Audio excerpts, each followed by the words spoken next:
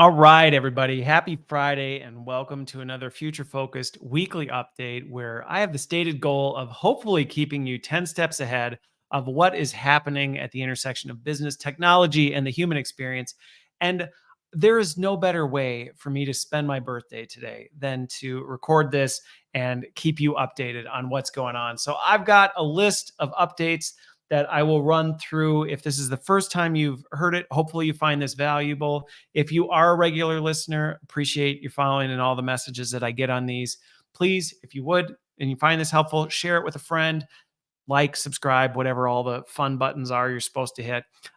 Just helps me continue to get the message out there. So with that, I want to jump right into it with, man, there has been some big happenings at this critical intersection in the last week. So I'll hit on a couple of the first one is the whole CrowdStrike incident, the whole CrowdStrike incident, which if you were not affected by it by last week, I don't know where you're living. Please let me know, because I don't know anybody who wasn't in some way, shape, or form impacted by the whole thing. But yeah, and apologies to anybody who was traveling, because let's just say the airline industry got completely torpedoed. So let me just highlight what this is, and then I want to talk about why this matters. So if you weren't aware, CrowdStrike is basically a security software that's sitting in the background of Windows machines looking for security anomalies. And it's unique in that it runs in what's called ring zero, or the kernel mode of the system, which is a very, very critical area of your system that, basically if something goes wrong, it doesn't just take down that application. We've all been that where, hey, you have an error, close the application and start it up. It takes down the system. And there are very few softwares that are allowed to run in this. Anyway, what happened was there was a miss. And this thing, I can't remember the specifics of exactly the error that it caught. And probably most of you listening don't care about that level of technical detail. But essentially, it took down a lot of Windows machines. And it was pretty catastrophic. And when you think about how much of our economy, how much of business, how much of all this stuff is running on Windows machines. So if you weren't around, if you're one of my younger listeners and you weren't around in what they were thinking Y2K would be, well, you got a chance to relive what it actually could have been had the zeros actually caused the chaos that they were predicting it was. It was quite the event. And I saw so many people and organizations. I actually experienced it. This was one of the times I was very happy to be a Mac user, as a lot of my coworkers and colleagues were talking about how they really couldn't do much of anything on Friday last week because of this whole thing. And what was interesting about the whole situation, just more of a side note on this, is the CEO of CrowdStrike, who led this whole thing, he doesn't have the best track record in this space, because 16 years ago, he was the CTO of McAfee, I think it was. And yeah, they had kind of a similar thing, which McAfee is antivirus security software, which anybody who's had antivirus software running on their system knows what happens when that goes sideways. And so major, massive thing back there. But clearly, lesson was not learned. And we'll talk more about where this kind of breaks down, because ultimately, I think a lot of this just ultimately came down to huge miss on the quality control space. I mean, nothing like this should have ever gone into production. But as culture right now is, there's often so much pressure to just move quick and hurry. And, the wrong people are making decisions because they don't understand the implications of their decisions. And in a hurry to meet some sort of expectation, there's pressure to just get it done. And as a result, critical steps like, let's test this in a test environment at scale. So instead of maybe one person going, oh, it worked for me, I'm sure it's fine, let's push it into production. You have a chance to catch this. So in many ways, this was a catastrophic failure that could have very much been avoided, I think, is the summary that I would take away with this. But it ties to what we're often seeing in culture right now, which is get it done at all costs. We don't have time for QC. We don't have time to really understand what we're doing. We don't have time to do that. We just got to get it across the line. And this is a prime example of you might be able to do that and not feel the pain of it maybe for a long time. You might be doing this in your work. You might be a senior leader making decisions about your company like this. Just get it done. We'll figure it out on the other side. And hey, nobody's gotten hurt so far. I'm sure it'll be fine. Then something like this happens. And unfortunately, we have an example of something like this happens. Sometimes people still don't learn.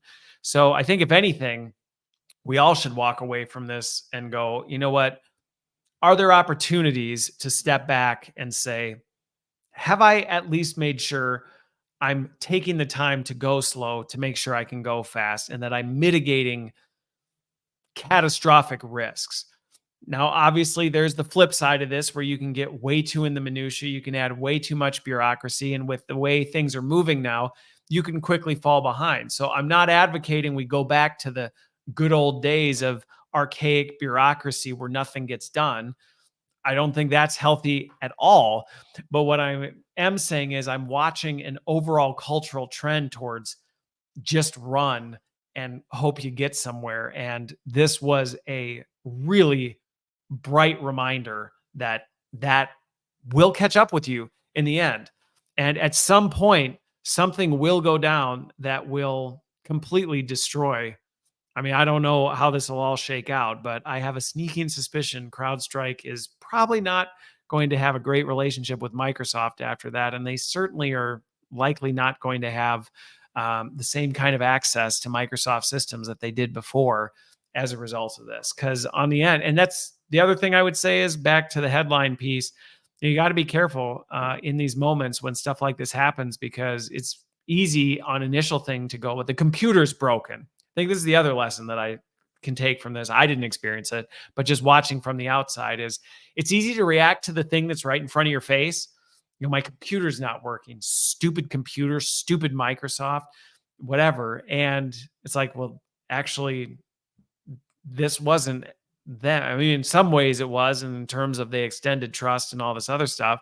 So maybe room for opportunity, but sometimes it's easy to attack the wrong person. And when you actually take the time to understand, hey, what really went on here and what really broke down, you start to realize, whoops, I just got really pissed off at my poor gate agent at the airport because I was late to my flight or my flight got delayed. And I just ruined their day, their week when they were 4 steps disconnected from having any hope of being able to solve this. And so, if anything, I think, especially right now, I am in so many conversations where it feels like societally, just as a whole, we are walking a razor wire. And it doesn't take much. I've been in some conversations where the slightest thing has just sent people off the rails.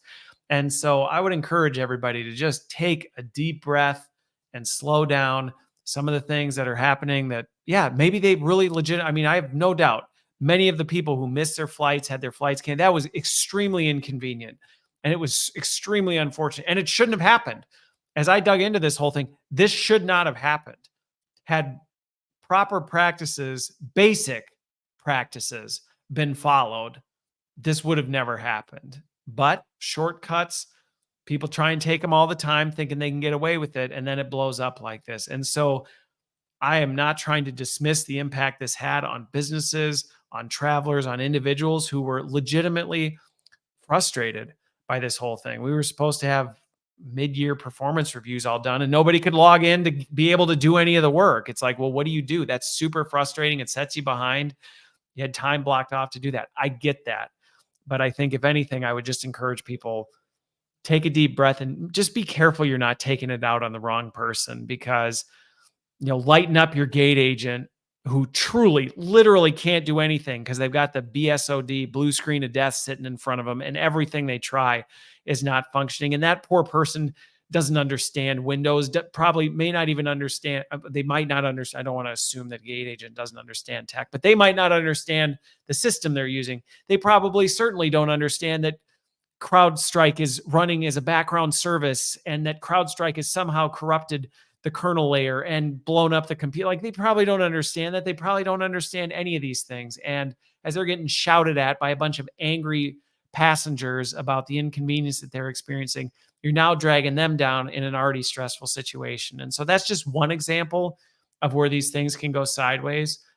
But I hope we can use this as an opportunity to reflect and go, hey, maybe we can all work together on this. I think the other risk that this just jumped out to me big time on this was, you want to talk how consequential it is when we become over reliant and over dependent on our technology. You just take a look at some of the news stories and the impact of what this CrowdStrike disaster had on business and people as a whole. And it's largely because so much of our ecosystem is run on technology, run on a specific set of technology. And it shows how vulnerable we really are. In this day and age, we can think we're impenetrable, we can do nothing, nothing's ever going to knock us out. One seemingly small glitch in the system completely shut everything down. And I think that should bring with us, one, a dose of humility to recognize, hey, there's a lot of this stuff that is wildly out of our control. But it should also remind us that we do need to have backup plans for some of this stuff. One of the really interesting articles I read about how some of the airlines were able to save themselves and salvage some of this was they went back to Windows 3.1. And you're like, Windows 3.1? Like, isn't that back when Solitaire and whatever that other Minesweeper was all you could really do with the thing and a few click buttons? Like, yep. And a lot was still run from the DOS prompt. And that ended up being the savior of some of this stuff, which still technically is a tech solution. But what I'm talking about is, if you're in a situation and I think this is a call to everyone to kind of reevaluate what is it you're doing, and do you at least have some semblance of a backup plan should the grid go down? And yeah, I don't mean grid like power, you know what I mean? Should the systems you rely on today, something happens, do you have a backup plan for what you could do and how you do that? And that's whether you're a business, that's whether you're an individual. How would you navigate that, and what does that look like? And maybe you don't need to pull the ripcord, and that's okay. But at least invest a little bit of time in thinking about that, because this was something else, entertaining. Since I had not entertaining, I won't say that because I don't want people to think I'm just laughing at the chaos. Because it really was unfortunate and tragic, and it affected some people I know very severely. But it was kind of like, well, this is what happens when we become overconfident and we take shortcuts and we become overly dependent on things that we think we control, but really we don't. So that's that one. Let's jump to number 2, which is another fiery topic that has been blowing up social media. If you had not heard, Intuit, the tax, we're probably best known for, I think, TurboTax, Intuit TurboTax. The CEO of Intuit sent out an email to all of its employees detailing the decisions and the plans for layoffs that were coming. It affected about 10% of their workforce, and pretty massive riff through the organization. And he has taken some major heat. In fact, I saw some headlines initially and I had a bit of a visceral reaction to what I saw in the headlines and was like, you gotta be kidding me, as I'm seeing how it was being framed up. But I took the time to actually dig a little deeper and actually read the email that was sent. And I'm going to present a balanced perspective on my reaction to it. And I don't in any way want this to be interpreted as I'm downplaying the serious impact to the people who were impacted by this whole thing. It's really unfortunately tragic. And I will be just as hard on Intuit and the CEO, because there are definitely some criticisms that I have related to the email itself and the situation. But at the same time, as I read the actual email, there were a lot of things that I went, hey, this isn't really a fair attack on Intuit and its CEO for what is actually in the content of this email. And that's where I actually had to step back and go, my reaction to some of the headlines I read was not appropriate, because what I was reacting to was not accurate. So I'd encourage you, I think there's if you actually look for it, you can find it. I read it on India Times or something like that. Not many of the clickbait headlines actually don't show any of the email, just references things to the email. And that's what I would encourage. If anybody reads this or has heard about it and is upset or has an opinion on it, I'd actually encourage you to read the email itself. So find something that actually has the whole email. Let me be critical on Intuit first and the CEO, because there were three in particular that I went, not cool. And I think there's more that you could have done and you didn't address that. The first one was this. There was not, to me, any accountability placed on the senior most leaders of the organization for how Intuit got to the place it did, where it had to make these decisions. And I can just tell you, from operating at the executive level of a company and working in the C-suite and in HR organizations where a lot of these decisions are happening, you don't get here overnight. Like, there's this perception that like just one day, companies decide this and then it happens. Like, this stuff is months, sometimes years in the making. And that doesn't happen without real breakdowns on the most senior levels. And I didn't see any of that. It was all, hey, we're great, we're wonderful, everything's positive. And you're like, what are you talking about? Like, no, some critical mistakes were made in this, and that was not acknowledged. And I just don't think that sits well when I read things from senior leaders and go, you don't take any responsibility for this kind of stuff. Like, sorry, you don't get paid the big bucks. You don't sit in the C-suite to not be accountable when things like this blow up. And yeah, it doesn't mean you are responsible for absolutely everything that happens or could possibly know all of the details. But man, when your team loses the game, if you're not looking in the mirror going, man, is there stuff that we could have done differently? And what are those things? And you can't acknowledge that, you don't belong in the role of being the coach. And so I thought that was a little disappointing. I get it. It's a corporate comms. They're probably not going to, whatever, they knew would be public. So I understand a little bit. And I get it's not just going to be this outpouring of vulnerability, but a dice of it would have been nice. I think the other thing, going back to the you don't get here without things breaking down, one of the things in the email was the fact that it talked about how they're actually rehiring just as many people as they got rid of, which I understand if you're on the outside or if you're an employee, that stings really hard to hear, like, wait a minute, what? Like, what? What do you mean you're going to just rehire people? And I think with that, the unfortunate part, I'll talk about the other side of this, but the unfortunate part is I actually would press and would be curious, how much did the organization really invest in skill development and talent mobility and things like this? Or was layoffs just the easiest path, the path of least resistance?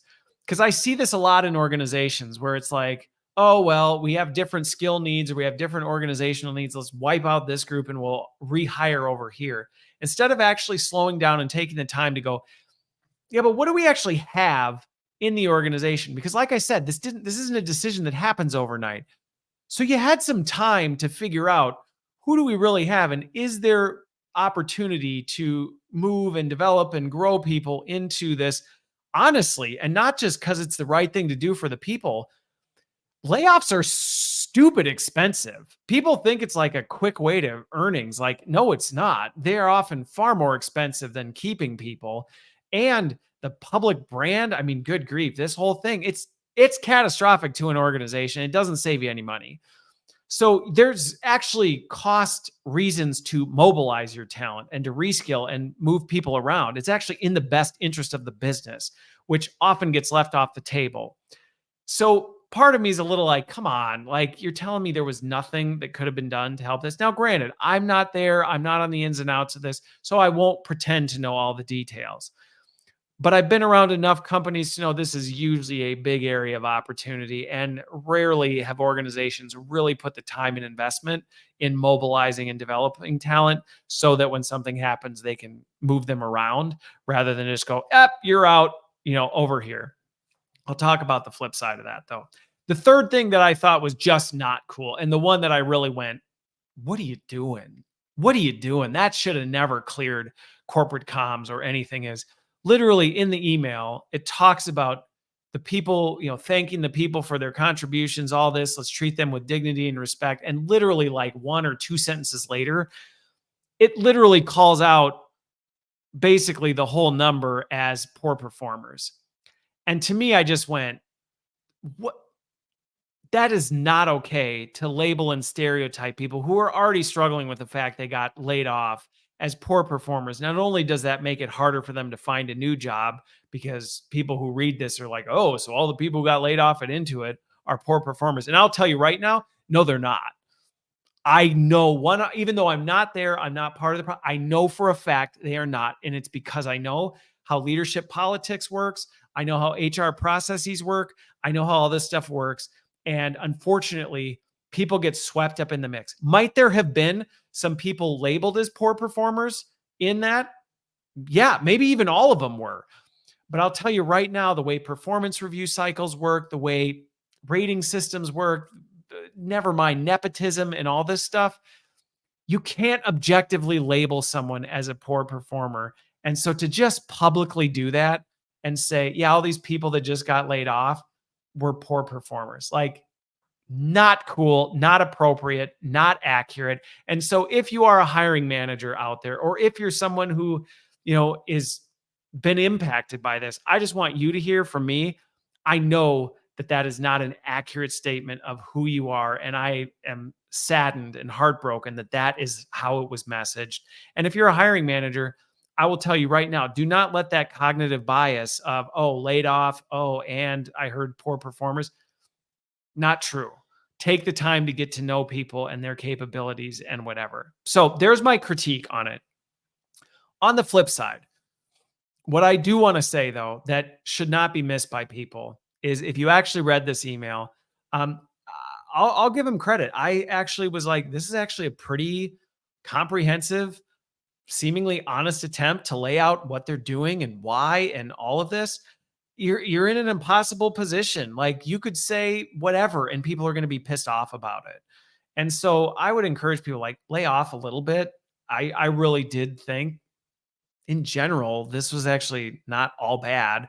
And they were very generous with their severance packages, like a minimum of 6 months, which again, I'm like, oh, these are poor performers, but a minimum of 6 months severance, like, that's a pretty generous offer. So, I mean, they were generous with severance.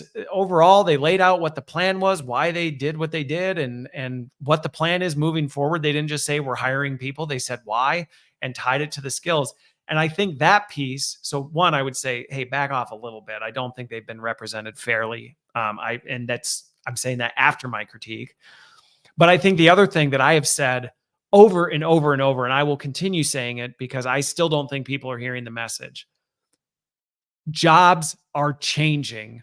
And if you are unwilling to change, you are exponentially more at risk of getting curb stomped.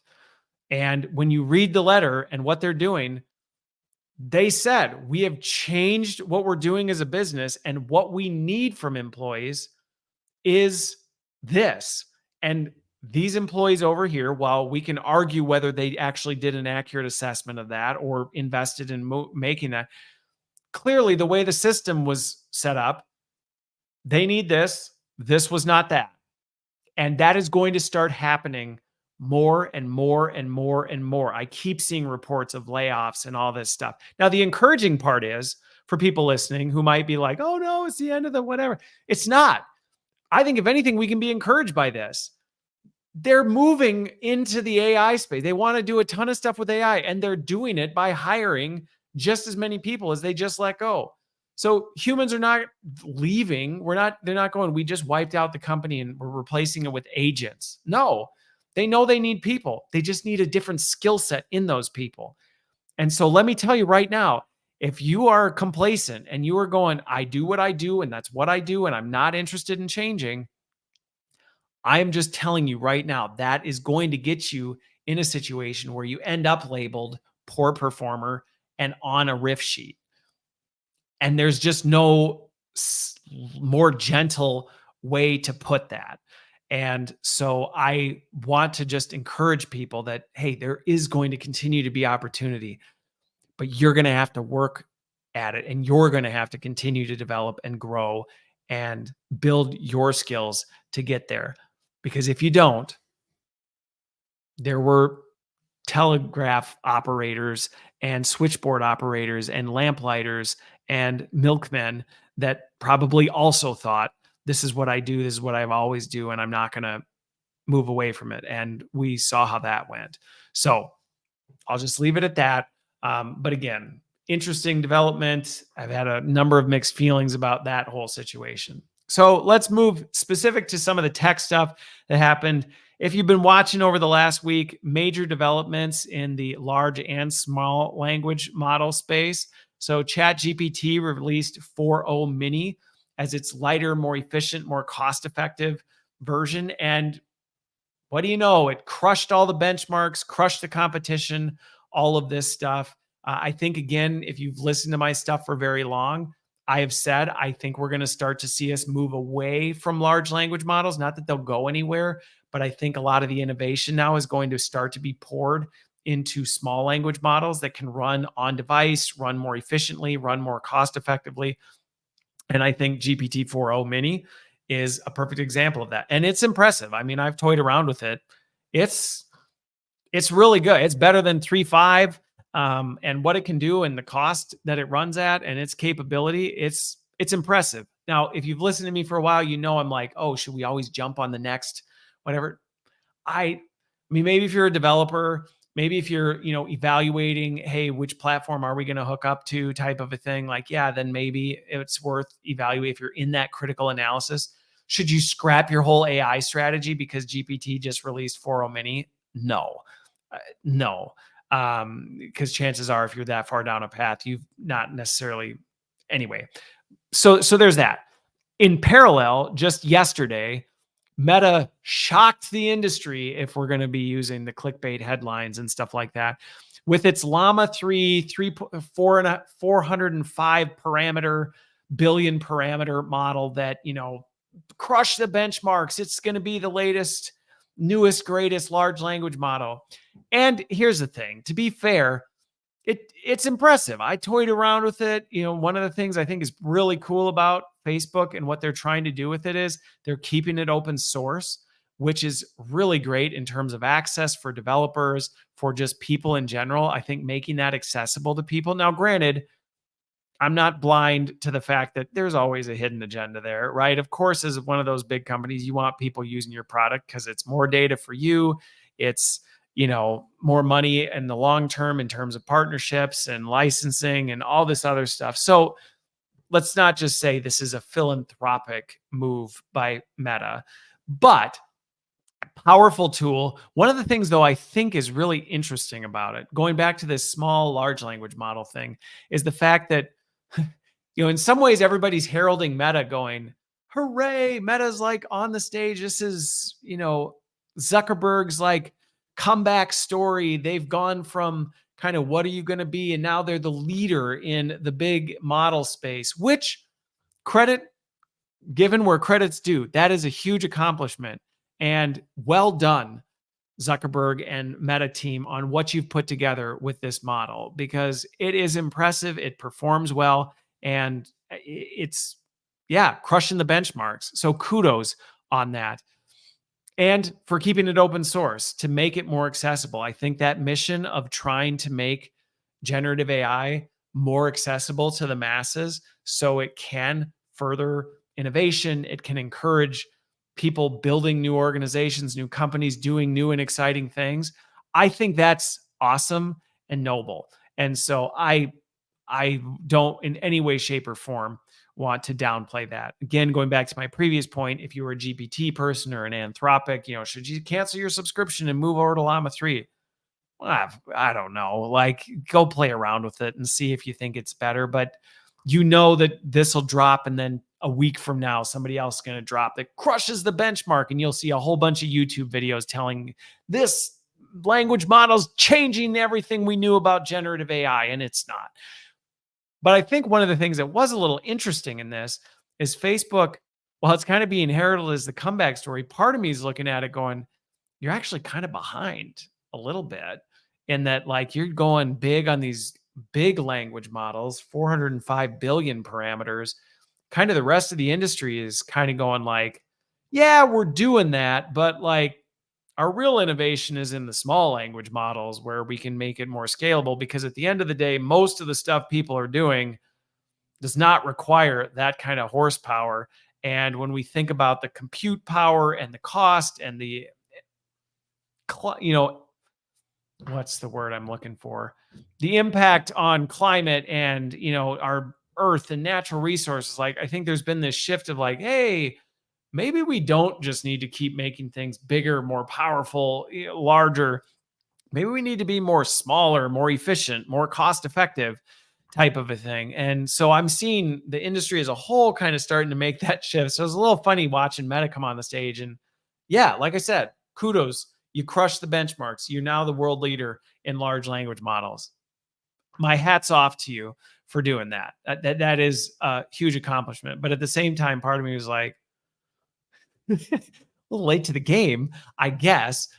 So I guess we'll see what happens. Like I said, I'll continue kicking these things around. And if there truly is something that shocks the industry, is going to change everything everyone needs to know about AI and radically transform your life, I'll let you know. But I think for the average user, hey, if you were somebody who casually uses it or uses it pretty regularly, but maybe paying for it isn't something you're super comfortable with, I think it's great that Meta's making a version that is extremely powerful, extremely capable, and making it accessible to so many more people. So well done. All right. Let's jump over to an interview I saw. I saw a little clip from an interview. It was from Anastasia Bendaberry. I honestly don't know the full podcast. I have not listened to the whole thing, so I will not speak of the whole interview like this. But there was a clip that I caught that was really, really interesting, and I think it hit on something that actually left me meditating and thinking on the implications of all of this for quite a bit. And what she talked about was the risks of hyper personalization, which is really where we're going with a lot of this AI technology is how do we just completely personalize an experience to every single thing that matters to you? And what are the longer term implications we're not thinking about? And the example she brought up that really was a thought experiment for me where I started going, okay, as I think about this, as I think about human psychology, as I think about human behavior, as I think about, if you watch my video from earlier this week about kind of the implications from what does the Bible tell us about just who we are as a species and what are we vulnerable to? The example she used was, in the days when you went to watch a movie, companies paid millions, and in some ways they still do, but product placement was a big thing. And I remember that as a kid, you went and watched the movies like, oh, they're drinking Pepsi, they're eating Doritos. And that was like the way you did marketing was product placement. And so it led to these massive, massive, massive brands because they had the money to just pour into it. And if you were eating any tortilla chip other than Doritos, you weren't cool because all the movies you just watched, everybody's chowing down on Doritos and drinking Pepsi or whatever, or the computer they have is an IBM. And so you got to have an IBM. And this, in many ways, shaped the culture and shaped the experience. But what she talked about is where we're going. And I agree with her on her assessment of where it's going. I think for me is kind of the just continued implications of it is she said, we're going to get to a place where everything you experience is going to be hyper personalized to you. So you may go watch a movie and the person sitting next to you may watch the exact same movie, but the products that are in that movie are going to be personalized. So they might eat sun chips for me. And if it's next to me, it might be salt and vinegar Lay's chips. I don't know. I'm literally making this up. So, but you know what I mean? We're to the point where you're like, oh, in this one, they go to a restaurant and it's McDonald's, but for this person, it's Panera. And you go, huh. And what she talked about is the fact that as you start to do this, it actually fractures the realities we live in. And I think sometimes of some of the Marvel stuff I've seen, or even Spider-Man, the metaverse, and when you talk to people about kind of some of these crazy concepts. But ultimately, it seems really crazy until you start to think about this and you go, even in the world we know it today, we could almost create these little sub metaverses where you and the person next to you have the same experience, but it's not the same experience.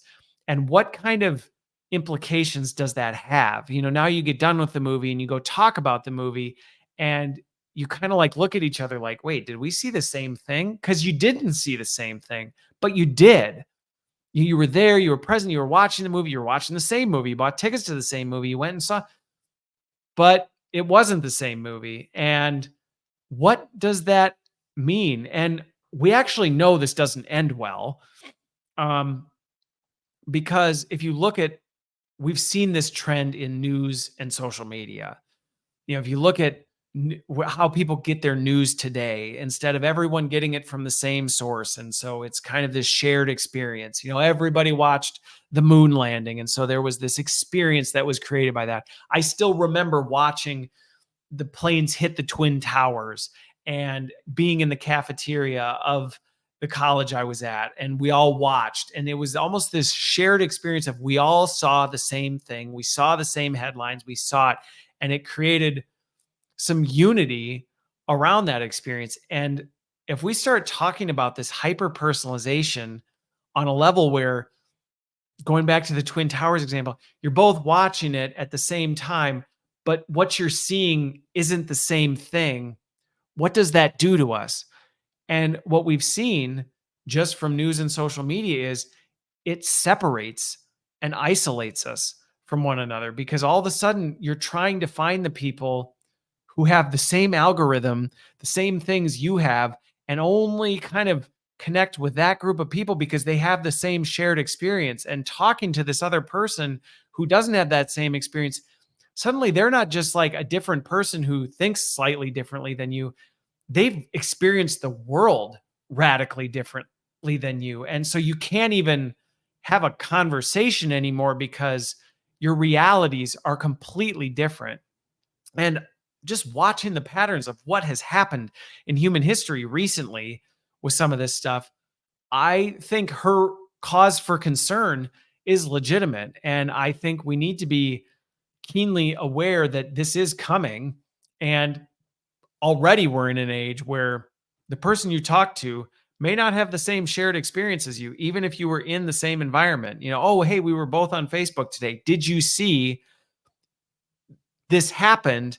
And you may have that conversation with somebody who goes, yeah, and can you believe that? And this other person goes, yeah, what? Wait, what? What are you talking about? No, it's this.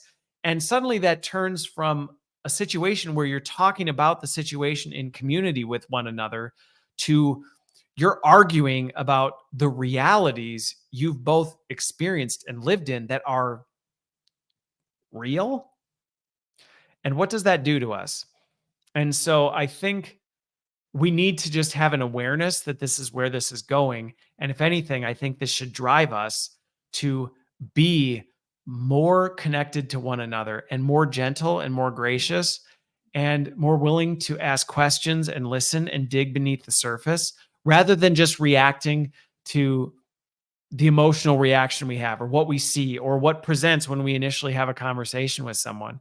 Because the reality is, their experience of that may be completely different than yours. And it's no less true or accurate. It's just completely different. And I don't know that we are currently equipped to handle that very well, at least not what I've seen today. So I think that's something that we need to be mindful of. And I think, if anything, it goes back to what you hear me say a lot about: be slow to react, slow to anger, and quick to listen, because this is only going to get more complicated and more difficult. And I think more reasons why we need to spend time talking to people who aren't part of our same tribes, engaging with people who think differently than us. And because I think it's going to be harder and harder to find your tribe. And I think that's going to become very isolating. And so if we start to gravitate towards, well, I only like to be around people who think and act and behave exactly like I do, it's going to become nearly impossible to find those people because it's going to be so hyper personalized that person's not going to exist anymore. Not that they ever did, but it's only going to exacerbate this. Well, I am this. This is what I am. This is my experience. And that's changing. So, um, yeah, I'll leave it with that. I'll probably have more to say on that as this continues to develop. But definitely food for thought. And again, just in a call to action for us all to be patient and more willing to engage with people that have different experiences because they have them today and they're going to have wildly different experiences tomorrow. The last and not least, well, maybe the least, because to me, well, maybe not. I saw an ad. So Samsung has a new phone, the Galaxy AI Z Fold or something like that. It has this new functionality. And it was brought to my attention by somebody. They were like, "Hey, did you see this? It's pretty cool." And they sent me a video of it, and I looked at it, and I was like, "Whoa!" And at first, I was like, "That's kind of cool," and then I was like, "Holy crap, that's a little scary." So essentially, what you can do with it is on this thing, you can take a picture, and then you can like doodle something on the real picture. So I'm looking out my office window here. It's my driveway. So I could take a picture of my rock wall or whatever, and I could make a doodle of a cat wearing a top hat and a cane walking through the grass. And it would create a cat in a top hat walking through the grass with a cane in the picture. And so at first I was like, oh, that's funny. That's cool. And then the more I was like, whoa, wait a minute. Because as I was trying to compare the real to fake image, there's like this very subtle watermark at the bottom that's like, this image has been impacted by AI. And you're like, I could miss that. I could easily crop that out. Like, no problem at all. And suddenly my mind started reeling a little bit where I'm like, yeah, I mean, this could be kind of fun to do like image jokes and, what memes. I mean, I guess there's some entertainment value for it. But the more I was thinking about it, the more I was like, oh man, I don't know how I feel about this from a misinformation standpoint. And like, even going back to my previous point of like, we're going to be living in a world where questioning the realities we see,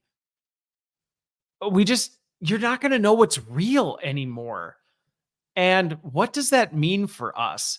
And already I have concerns about, and I see some of the data related to, we live in this world where we experience world through a screen. We experience our world through a screen. And so, there's data showing like people don't even remember their vacations anymore because they were so busy taking pictures of their vacation and posing for pictures in their vacation, all this, that like the experience actually wasn't even real. So I already had concerns with this whole like, hey, we're living in this artificial world that we don't even experience anymore. But now to be able to, on top of that, enhance our already artificial world with another layer of artificial, like now it's like, hey, look at this landscape that I saw. Oh, that's not sunny enough. Like I want to draw some clouds. Oh, there was a cloudy day. And it's like, wait, you didn't even really experience the thing. And now you're enhancing the image with things that still wasn't real. And I've observed how easy it is for us as humans to get ourselves to believe things that aren't even true if we tell ourselves enough. And some of this capability where we go, well, now you can not only tell yourself stuff that isn't true, but you can actually make it fake and very convincing. I mean, I was looking at some of these examples. I'm like, I mean, similar to ones I've done in the past. If you really took a close look at it, you'd probably be like, well, that had to have been artificially modified. And I think with time, we will get to a point where we will become so used to knowing that that's a thing that we just are already suspicious of everything we see. And we go, oh, let me take a closer look because clearly I doubt Christopher actually had a cat with a top hat and a cane walking across, his lawn. But I think of subtle things that you could just change. Like I said, like, I want to put a rainbow in the sky. And this isn't new, to be clear. I've seen bad Photoshop jobs. I was the person that had pirated Adobe software as a kid and messed around with this stuff all the time. And yeah, you could make fake stuff real. So it's not new, but to be able to just do it from the palm of your hand, I don't know that we as society are ready for this yet. And it's moving so fast that it's going to be interesting to watch how we adapt to it. So, needless to say, am I telling you don't go buy the Samsung Galaxy AI Z Fold? No, that's not what I'm saying. I would maybe encourage you maybe just to experience life a little more and not necessarily have to make everything perfect and veneer and, tweak your reality to be a little more like the idealized version of what you think it should have been. Maybe just live in the moment more. But I think it's also important we're aware just how accessible this kind of technology is becoming. And that, man, going back to what I said about some of these other things, slow to anger, slow to react, take the time to dig into things because it is going to be so stupid easy to just go, yeah, I want to like completely forge this image with something and then post it on social media and I'll just maybe like crop out the made by AI piece and the damage that can come from that. And I think that's one of the concerning things about how fast this technology is moving is you can move so quick, you don't have time to necessarily think through all the implications of what you're doing and the implications that might have on you or others around you. And so, if anything, slow down, enjoy the moment, live life to the fullest. But yeah, be careful with some of this stuff. So, with that, I hope you have a wonderful, wonderful Friday, a wonderful weekend. Hang in there with all this stuff. And hopefully, if nothing else, this stuff just makes you feel a little more confident, a little more comfortable with how to navigate the crazy, crazy world we have ahead of us. That we will see you on the other side.